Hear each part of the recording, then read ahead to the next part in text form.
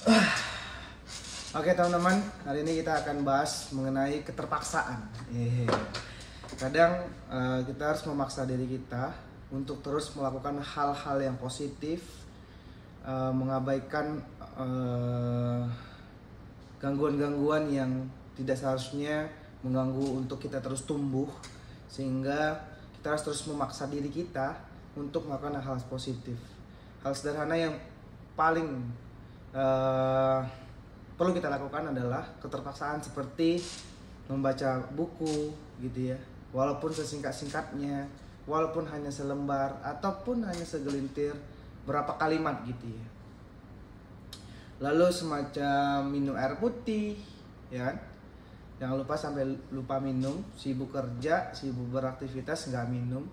Nanti setelah sakit baru sibuk, baru mau memperbaiki diri untuk lebih baik. Nah, itu sesuatu hal yang tidak baik juga untuk kita lakukan. Lalu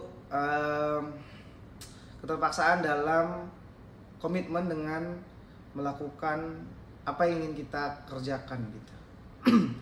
Karena banyak sekali kerjaan yang sederhana dibuat menjadi lebih rumit gitu dengan diri kita sendiri, sehingga kita harus memulai segala hal dengan keterpaksaan. Ya, terkesan memang kenapa harus memulai dengan keterpaksaan, karena kadang dengan kita tidak memaksa diri gitu ya, kita kadang terlena, terbiasa dengan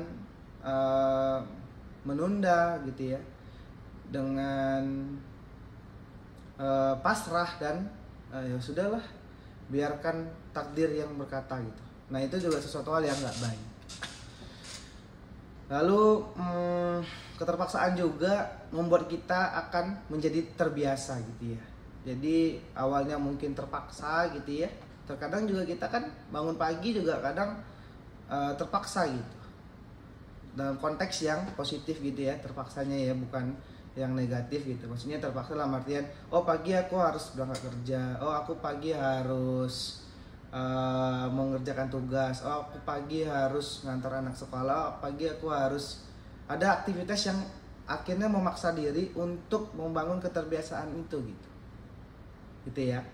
Jadi tidak masalah awalnya keterpaksaan menjadi kebiasaan dan menjadi hal yang biasa gitu. Karena banyak hal yang aku alami sendiri, dari awal keterpaksaan akhirnya biasa dan akhirnya bisa gitu. Banyak contoh sederhana adalah semua orang mungkin hampir bisa mengetik gitu ya, mengetik di PC, mengetik, namun tidak semua orang bisa mengetik dengan 10 jari tanpa melihat keyboard. Contoh hal sederhananya adalah seperti itu. Jadi tapi jangan dibalik ya keterpaksaan untuk melakukan hal yang negatif. Nah, itu jangan sampai gitu. Karena gini, karena kalau kita sudah terbiasa, kita sampai lupa hal yang ini positif atau negatif, karena kita sudah terbiasa gitu, walaupun awalnya terpaksa gitu ya. Jadi keterpaksaan ini jadikanlah sesuatu hal yang perlu kita lalui, perlu kita lakukan agar kita mulai untuk melakukan keterpaksaan lainnya gitu ya. Jadi kadang ada banyak hal yang harus kita lakukan secara terpaksa, tapi dalam konteks positif, sehingga membuat kita itu tahu, oh ternyata untuk menjadi sukses itu banyak hal-hal yang terpaksa harus dilakukan gitu. Jangan berasumsi orang yang sukses dan enak sekarang itu dia melakukan hal yang dia sukai, enggak. Pasti keterpaksaan tadilah yang membuat dia akhirnya terbiasa dan akhirnya sukses dan paham, oh ternyata yang awalnya terpaksa biasa dan akhirnya paham dan akhirnya biasa gitu ya. Contoh lainnya apa lagi coba? Kalau dalam konteks Islam gitu ya, itu sholat misalkan, ya kan, bangun subuh itu nggak mudah, ya kan? Terus apalagi pas isanya itu juga berat, karena baru pulang kerja dan pengennya bareng-bareng istirahat dan sebagainya.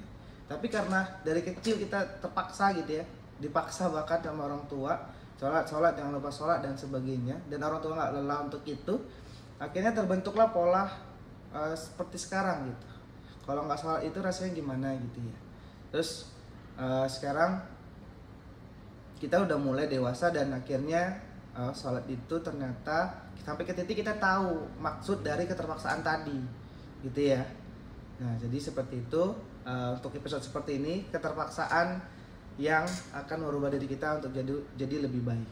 Ya, jangan menghindar dari masalah, tapi jadikan masalah itu adalah suatu hal yang terpaksa kita harus selesaikan dan akhirnya ya masalah itu selesai. Oke, cukup sekian mungkin hari ini seperti itu. Terima kasih buat teman-teman yang udah mengikuti episode mulai aja dulu. Semoga ke depan akan ada hal yang lebih menarik lagi. Bye, thank you.